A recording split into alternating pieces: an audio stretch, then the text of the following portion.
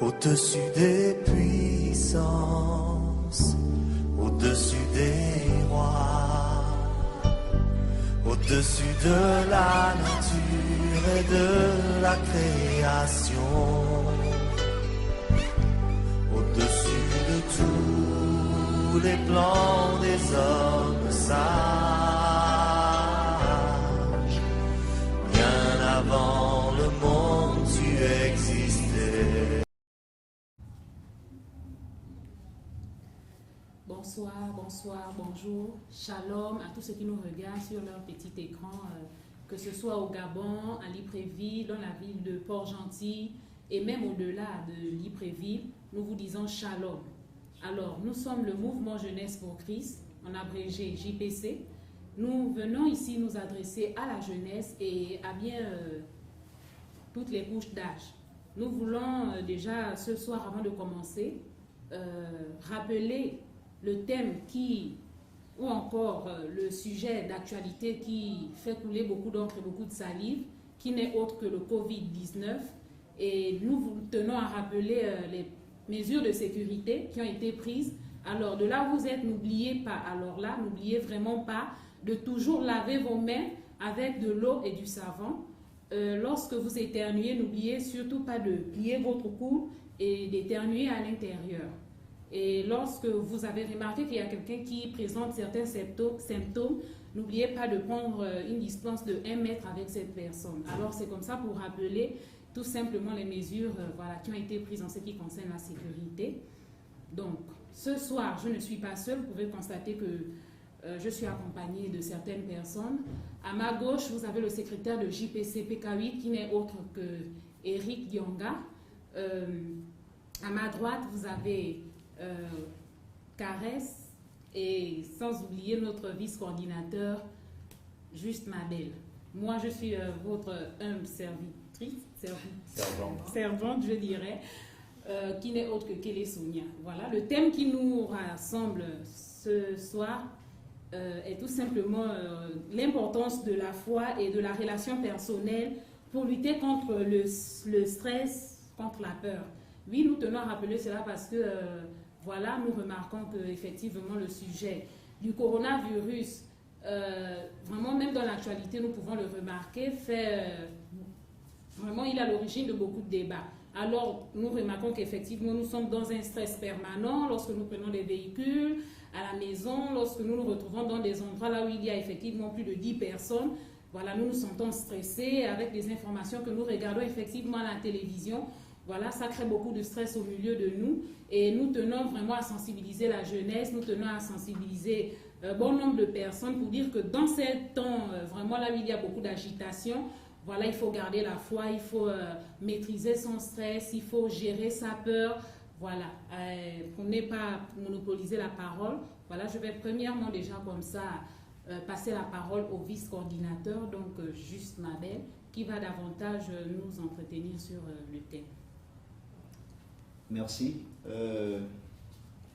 Grande est notre joie, une fois de plus, de nous tenir sur ce plateau pour partager, n'est-ce pas, une portion des Écritures avec la jeunesse que nous sommes. Le thème, il est important, l'importance de la foi et de la relation personnelle pour, n'est-ce pas, lutter contre le stress et la peur. Alors, je voudrais nous inviter à lire 2 textes pour mieux planter le décor. Le premier texte que je voudrais lire avec vous se trouve dans le livre de Hébreux. Hébreux chapitre 11, nous allons nous intéresser aux 5 premiers versets. Je lirai simplement les 2 premiers versets et je vais paraphraser la suite. Il est écrit, Hébreux 11, « Or la foi est une ferme assurance des choses qu'on espère, une démonstration de celles qu'on ne voit pas. Pour l'avoir possédée, les anciens ont obtenu un témoignage favorable. » Ici, il est évidemment question de la foi et l'on nous dit que la foi est une ferme assurance des choses qu'on espère, une démonstration de celles qu'on ne voit pas. Dans le contexte actuel, pourquoi il convient de parler de la foi? Nous comprenons que simplement pour faire face à la situation présente qui cause bien évidemment beaucoup de peur et de stress, nous devons croire, nous devons espérer un lendemain meilleur. D'où la notion de la foi.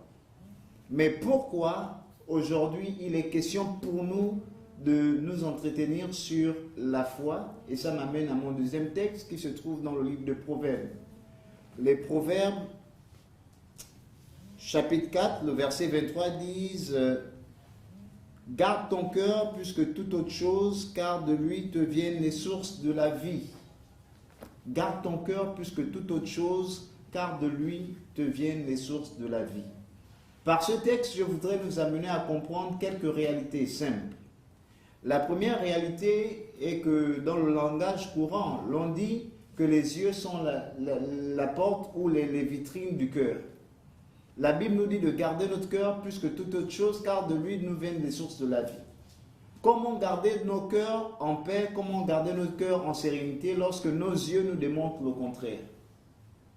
Lorsque notre vue nous présente un certain message qui nous a peur, comment faire en sorte que notre paix ou notre cœur ne soit pas troublé?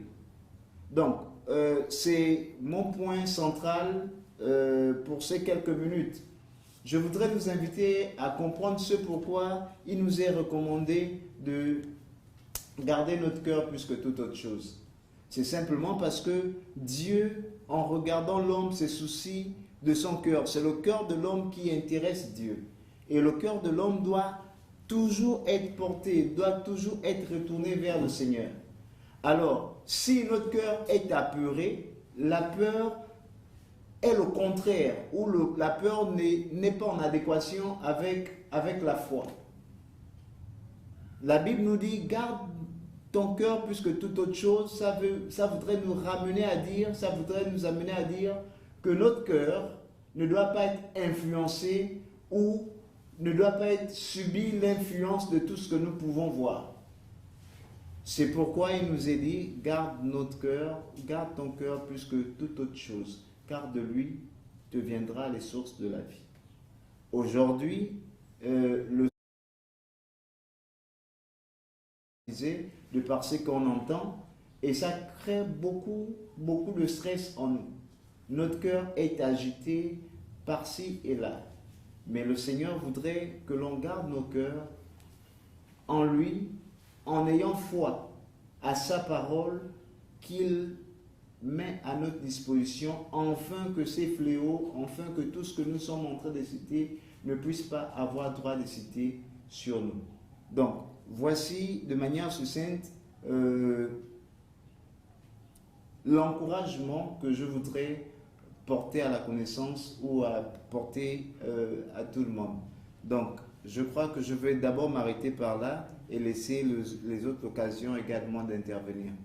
Okay. Merci, vice-coordinateur. Comme nous l'avons écouté, chers jeunes, gardons nos cœurs plus que toute autre chose. Et la peur est le contraire de la foi. Alors, dans cette agitation, apprenons à nous rapprocher encore un peu plus du Seigneur et confions davantage nos cœurs au Seigneur. Et sans plus tarder, nous allons passer la parole au secrétaire de JPCPK8 qui, en la personne de Eric Yanga, qui va davantage enrichir sur le thème. Merci. Donc,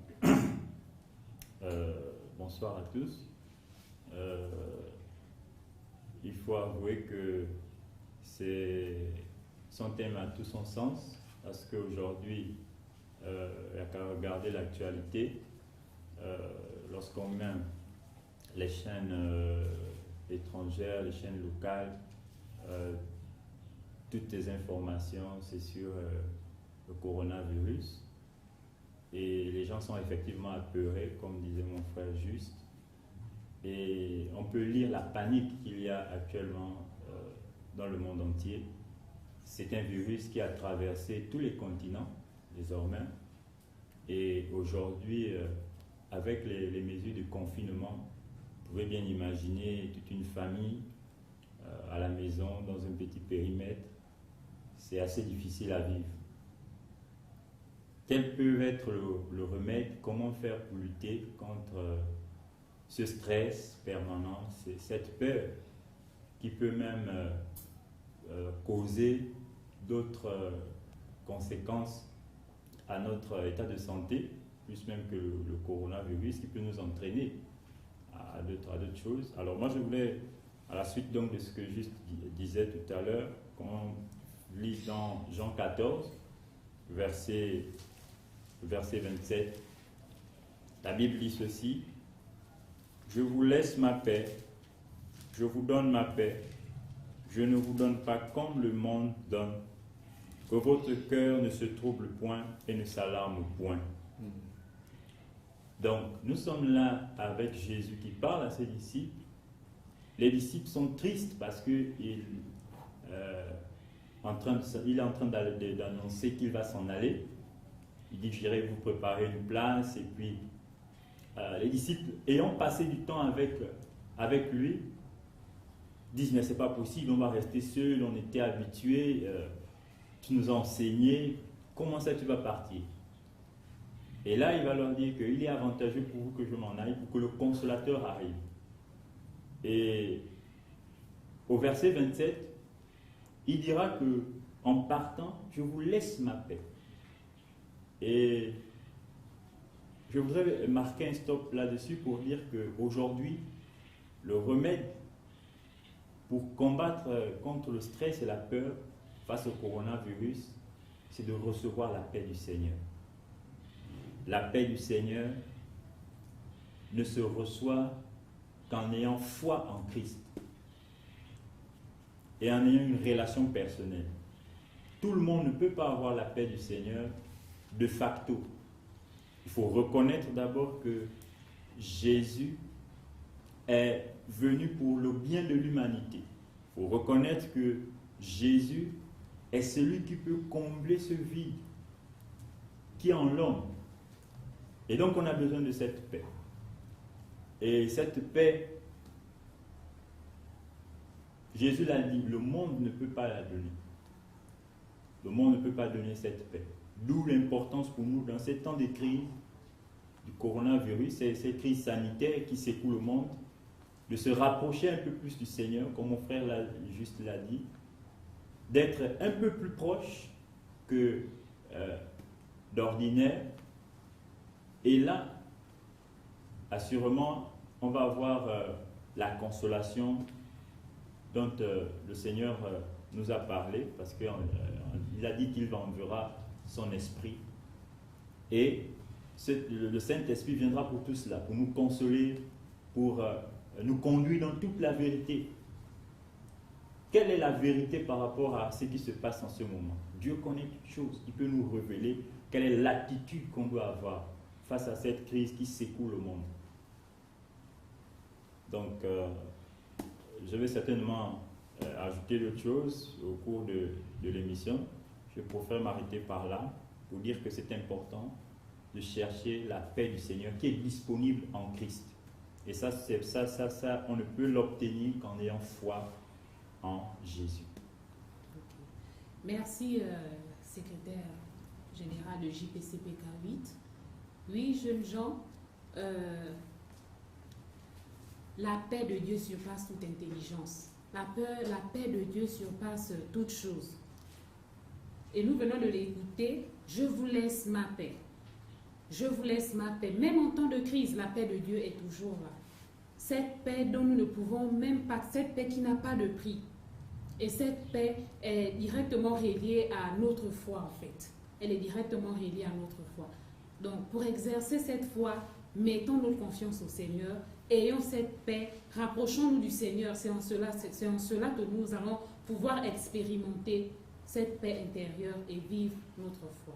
Alors nous allons passer la parole à Kandombi Kares, qui est la trésorière de JPCPK 8.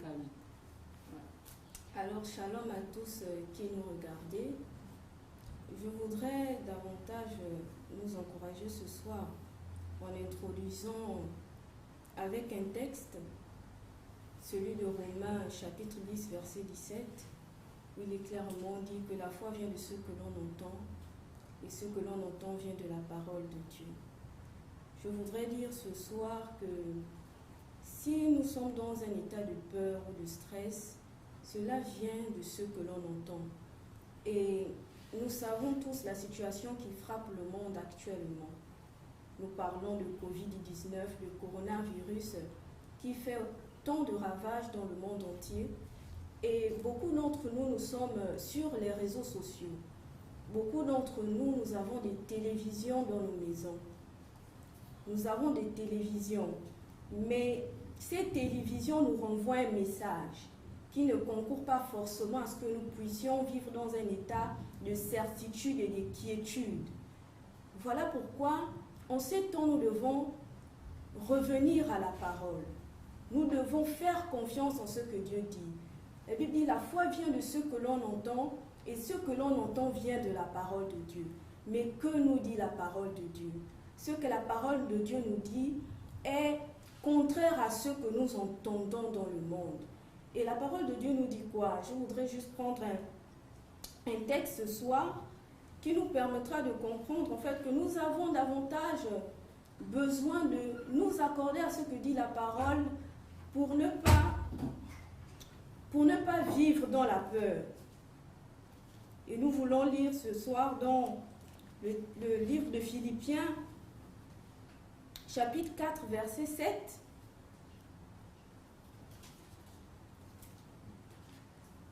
Philippiens 4, la Bible dit « Soyez joyeux dans le Seigneur ». Nous lisons à partir du verset 4. « Soyez joyeux dans le Seigneur ». Je le répète, soyez joyeux en tout temps. Que tout vous trouve accueillant. Le Seigneur est proche.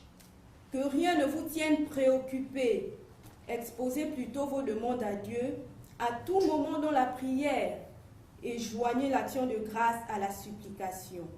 Alors la paix de Dieu, que rien n'arrête, viendra garder vos cœurs et vos esprits dans le Christ Jésus. Ce passage dit clairement que le Seigneur est proche. Et ce que nous vivons maintenant, ce sont des signes qui annoncent le retour du Seigneur. Mais que devons-nous faire dans cet état? Nous devons nous rapprocher du Seigneur.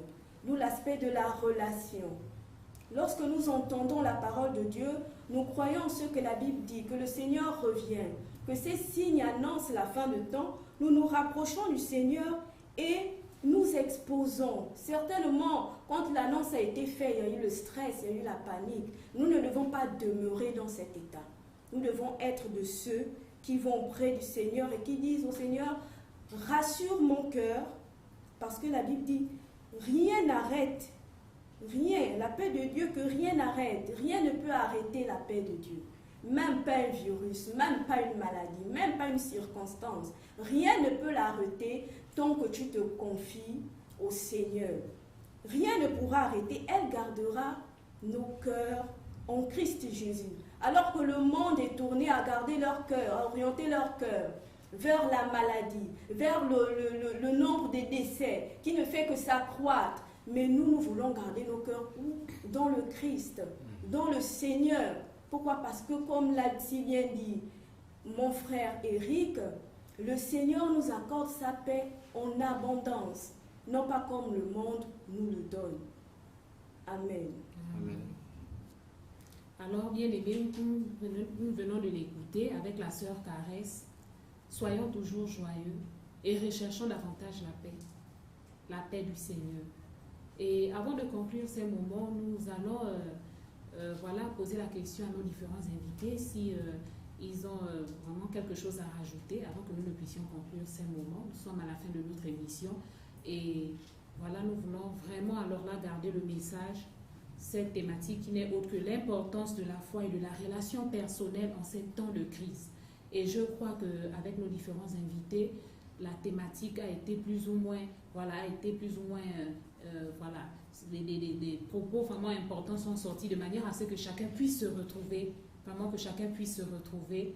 Comme nous l'avons écouté, recherchons la paix, nous insistons, la paix du Seigneur qui nous gardera toujours proche de lui en étant joyeux, Voilà, nous allons rapidement passer la parole à notre vice-coordinateur ou à notre secrétaire, voilà, juste pour conclure cette émission. Alors donc, comme on le disait déjà, c'est un encouragement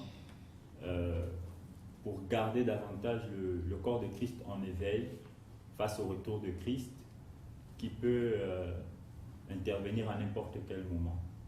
Et donc, il est important pour nous de ne pas nous laisser distraire par quoi que ce soit. Le coronavirus n'est pas au-dessus du nom de Jésus. Lorsque Jésus a dit « Je vous laisse ma paix », ça veut dire que c'est quelque chose qui est disponible. Et donc, toi qui es déjà chrétien, toi qui as déjà accepté le Seigneur il y a longtemps, il est important pour toi, mon frère, ma soeur, de davantage demeurer dans cette paix qui ne se trouve qu'en Christ. Et pour toi qui nous suis certainement, tu n'as jamais fait la rencontre avec le Seigneur, tu es tout le temps troublé, apeuré par tout ce qui se passe, par le nombre de décès qui s'accroît chaque jour. Il est important pour toi de faire cette rencontre avec le Seigneur. La Bible nous dit dans Psaume 145, le verset 18, que Dieu est près de tous ceux qui l'invoquent, avec sincérité. Invoque le Seigneur en ce temps de crise pour avoir la paix de Dieu qui donne l'assurance, la quiétude face à n'importe quelle circonstance. Et tes pensées, ton cœur sera gardé en Christ. Je vais lire vers la fin et terminer par là. Le verset 27, la dernière partie dit ceci: que votre cœur ne se trouble point et ne s'alarme point. Ne soyez pas troublés, ne soyez pas alarmés, parce que tout est sous les pieds de Christ. D'où l'importance de posséder donc la paix qu'il nous a laissée. Donc voici un peu ce que je pouvais dire pour le mot de fin. D'accord. Si l'un de nos invités a encore quelque chose à rajouter, mais sinon nous avons bel et bien terminé l'émission. Voilà. Nous vous remercions déjà comme ça, chers invités, d'avoir répondu présent. Et également merci à vous qui nous regardez depuis votre petit écran. Vraiment gardons la paix du Seigneur et nous vous donnons rendez-vous pour une prochaine émission et nous vous disons gardons la paix du Seigneur qui surpasse toute intelligence. Bye bye, bonne soirée.